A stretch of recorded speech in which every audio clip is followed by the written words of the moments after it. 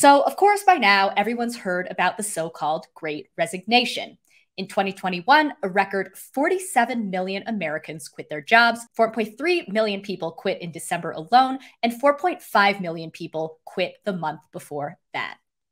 Since last year, progressive commentators have cheered this exodus from the workforce as a long-simmering worker revolt after decades of overwork, stagnant wages, and worsening income inequality, all topped off, of course, by the pandemic. This is Anthony Klotz, and he coined a term that you've been hearing everywhere. The Great Resignation. The Great Resignation. The Great Resignation. The Great Resignation. Because he saw it coming. I was talking to a reporter and shared my view that I thought there might be a great resignation coming. And since I made that prediction over the past 6 months, we have seen elevated rates of resignations here in the United States, more than we've ever seen before. So why are so many people quitting their jobs right now? Well, for one thing, a lot of people are just burned out. But also a lot of people have been rethinking the place of work in their lives.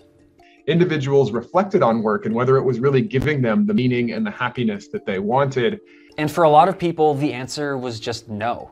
There's a really popular subreddit that illustrates this. There's not a lot more at this point that has mass appeal than saying, like, I hate my job, or I hate my boss, or I hate work. Doreen is one of the moderators of the anti-work subreddit, which currently stands at 1.1 million idlers or subscribers. Actually, right now, it's at 1.7 million. So it's grown since our interview. And that number shot way up during the pandemic. Just a straight line, just a straight line up. And anti-work is now one of the most active communities on Reddit. It's a heavily anti-capitalist, or at least critical of capitalist philosophy, where people are kind of like calling into question our dedication to work, or our over-dedication to work.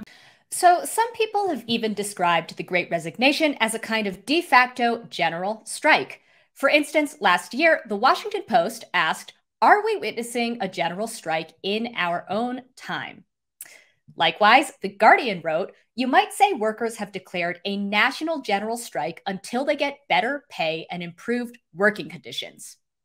The New York Times wrote, "It may be that the Great Resignation is a kind of spontaneous, informal labor strike, a collective demand by workers for substantial raises and other gains after decades of wage stagnancy and suppression." If so, history suggests that the Great Resignation could be the beginning of a meaningful transformation of working conditions in this country.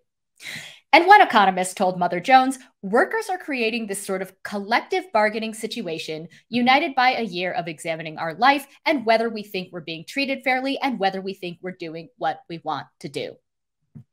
So what's going on here? Was the upheaval of the pandemic really the last straw for workers who have suffered low wages and disrespect and who finally feel empowered to say fuck you to their bosses on a mass scale?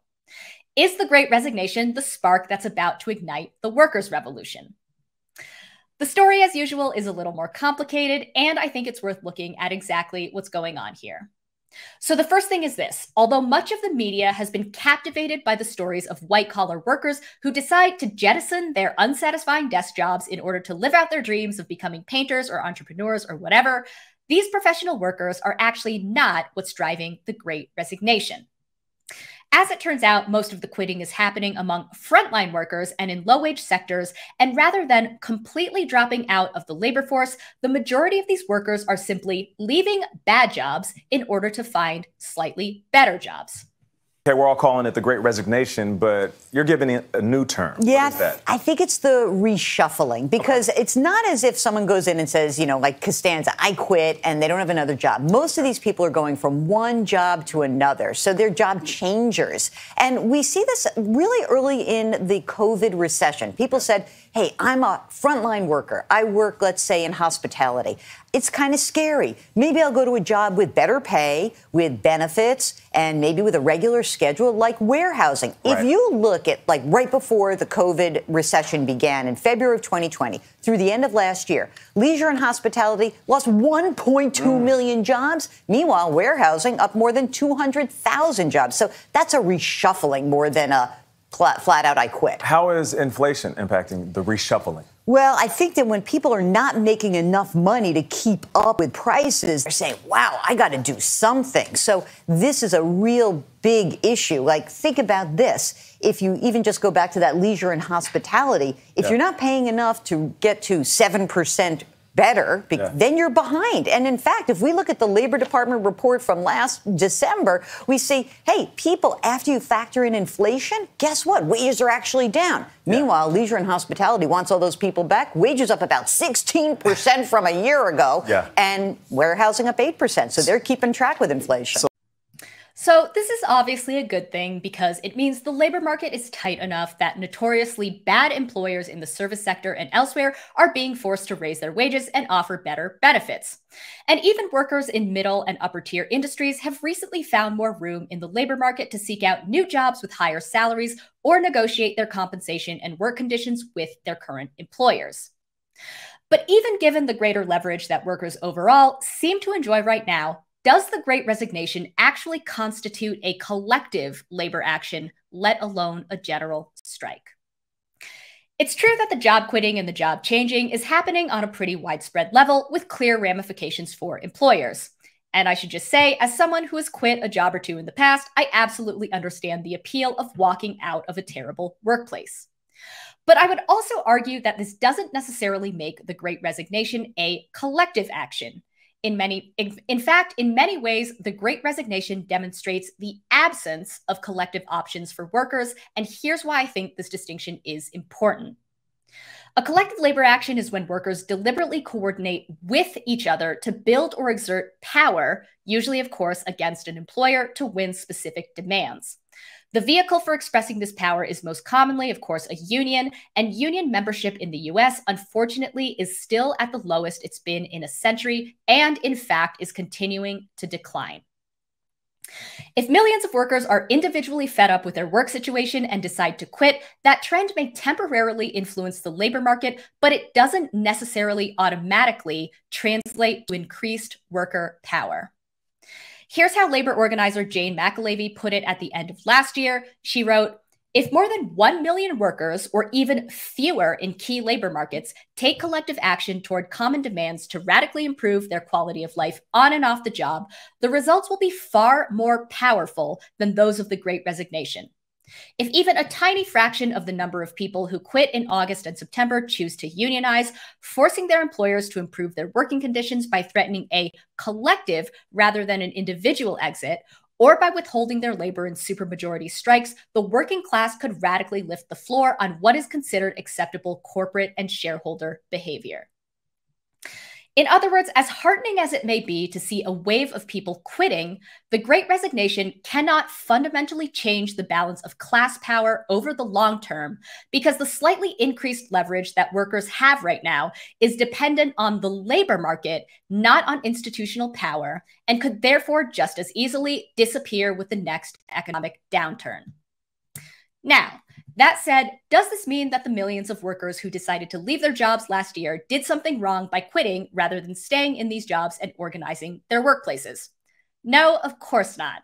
In fact, according to Professor Vivek Chibber, who's incidentally, of course, also our guest on the show today, it's actually completely rational behavior under capitalism.